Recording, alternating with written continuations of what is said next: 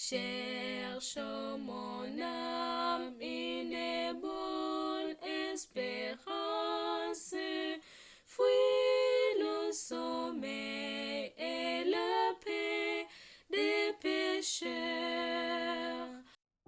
Le trésor caché. Le royaume des cieux est encore semblable à un trésor caché dans un champ. L'homme qui l'a trouvé le caché et dans sa joie, il va vendre tout ce qu'il a et acheter ce champ. Matthieu chapitre 13, le verset 44. Dans ancien temps, on cachait très souvent ces trésors dans la terre, car les vols et les rapines étaient fréquents. À chaque changement de pouvoir, ceux qui avaient de grosses fortunes étaient soumis à un lourd tribut. En outre, le pays était constamment menacé par l'évasion de bandes de pillards.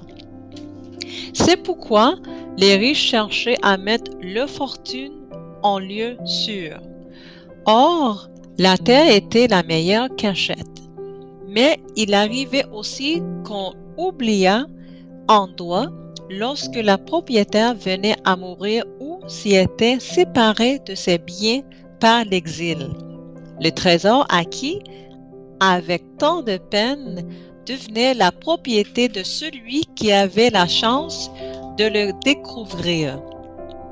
Au temps du Christ, on trouvait fréquemment dans cette terre abandonnée de vieilles pièces de monnaie et des ornements d'or ou d'argent. Un homme loue un champ pour le cultiver et tandis que ses bœufs tirent la charrue, le soc met au jour un trésor enseveli. Il se rend compte aussitôt que fortune est à sa portée. Il remet ce trésor à sa place, s'en retourne chez lui et vend tout ce qu'il a pour acheter le champ qui cache le trésor. Sa famille et ses voisins, stupéfaits, le prenant pour un fou, en regardant ce champ si longtemps laissé en friche. Mais cet homme sait ce qu'il fait. Dès qu'il est devenu le propriétaire légal de ce terrain, il en foule tous les partis pour retrouver le trésor. Cette parabole met en évidence la valeur du trésor céleste et l'effort qu'il faut accomplir pour l'obtenir. Le laboureur était prêt à se séparer de tous ses biens et à se livrer à des pénibles travaux en vue d'obtenir les richesses cachées. De même, celui qui découvre le trésor céleste ne trouvera aucune peine trop grande, aucun sacrifice trop dur pour s'assurer la possession des trésors de la vérité.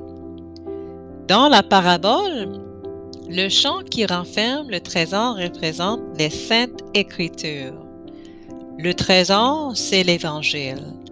La terre elle-même ne recèle pas autant de filons d'or que la parole de Dieu contient de précieuses vérités. Cette portion de lecture vient du livre Les paraboles de Jésus, page 81.1 aux pages 82.2. Que ces saintes paroles vous inspirent et que Dieu vous garde et vous bénisse. À la prochaine! Le temps est court, hâtons-nous les avances, où l'Éternel viendra juger les cœurs. Cherche mon âme une bonne espérance, fuis le sommeil